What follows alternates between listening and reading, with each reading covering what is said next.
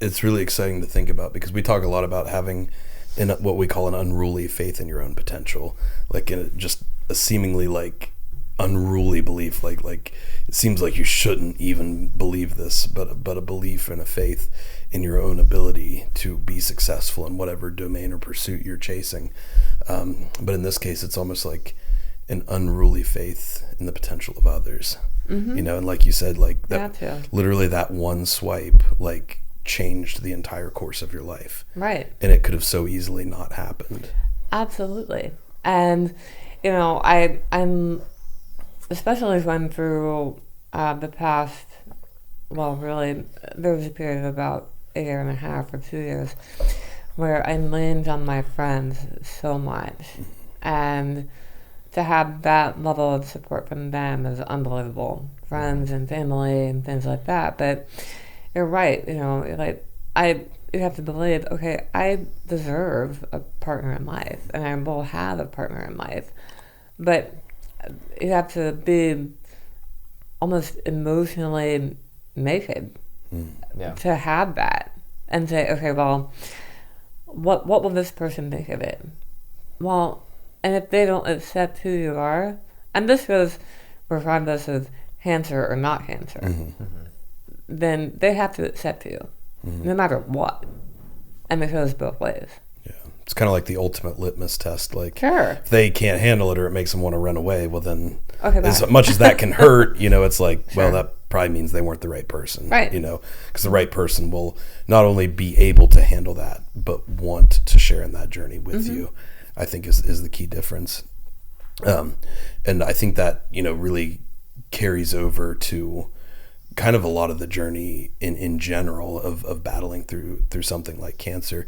Did you ever have, just because I know that there's people out there listening who feel this way sometimes, did you ever have a feeling of like feeling guilty for like wanting to date or wanting to meet somebody? Because I think there's people out there that feel like, oh, there's so much weight on my life and I don't want to put that.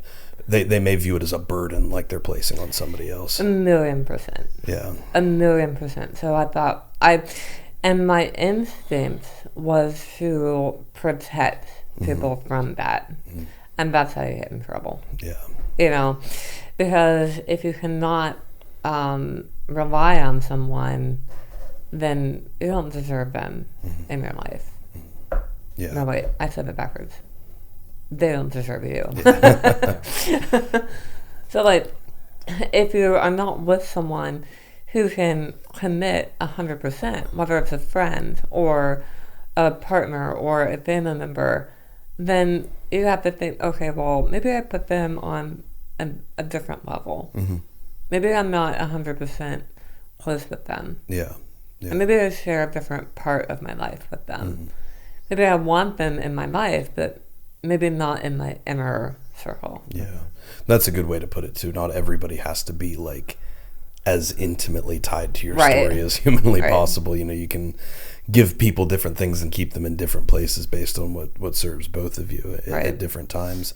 How did you ultimately overcome a lot of those feelings? Was it Matt that kind of like helped you overcome that? Yeah. 1,000%. Wow. I would, you know, I told him what was going on, and that I was in kind of recovery mode, but this is what it would look like. And it was him who said, hey, this is okay. I want you for who you are. And maybe he asked himself, what if she heals? And heals 100%. Yeah. And now we're at that level. Yeah. And so he had just as much unruly faith in the potential of the outcome as you did. Yeah. We both had, and he's an athlete too. Yeah. And we both had to put in our mind and say, okay, not, well, what will happen if something bad happens, but what is going to happen if the outcome is perfect. Yeah. And that's what happened. Yeah. I love that. Just that perspective. I think it's so important. It applies to so many different levels. We were actually just talking last night, and I had the same conversation with my mom because, as you know, and everybody listening knows, AI is like front of the room conversation for like everything right now. Like it's kind of taken the world by storm. It's going to be, I think, the most revolutionary thing to ever impact humanity. And really the big question with it is we just don't know like what it's going to look like, 5, 10, 20 years in the future. But what I've ultimately come to is I've just chosen to believe and work as much for a positive outcome as possible, because there's no utility to the alternative. Right. And I think the same applies in this situation here. And I wanted to dive into that a little bit because we spend a lot of time, we cover what we call the 4 domains of performance, the mental, physical, emotional, and spiritual, and how you can build strength and skill in each of those domains in order to actually leverage influence over other domains and ultimately leading to your highest level of performance. So like for me, for example, my body faces a lot of physical challenges.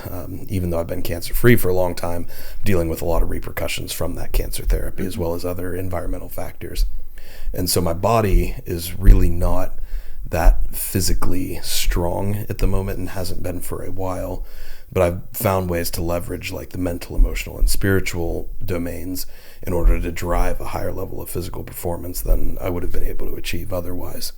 And I really love your story, and I think there's so much power in what you've done because you've taken that same construct and applied it to your own health and your outcome in cancer treatment.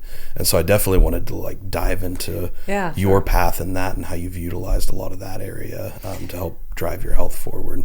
So if you think about an athlete and you think, okay, well, you have to picture the win. What do you guys do when you're running a race? You picture yourself crossing the finish line, right?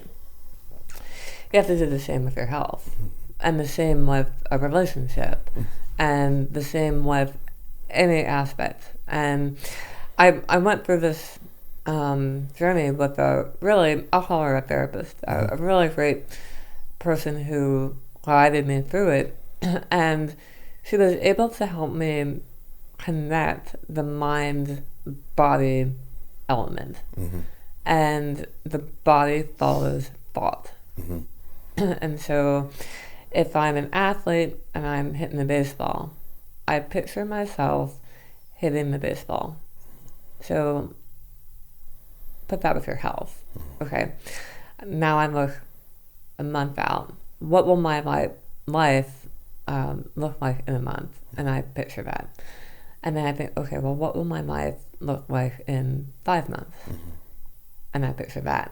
A year, 5 years, 10 years. And the better at it that you get, the longer out you look. Yeah. That's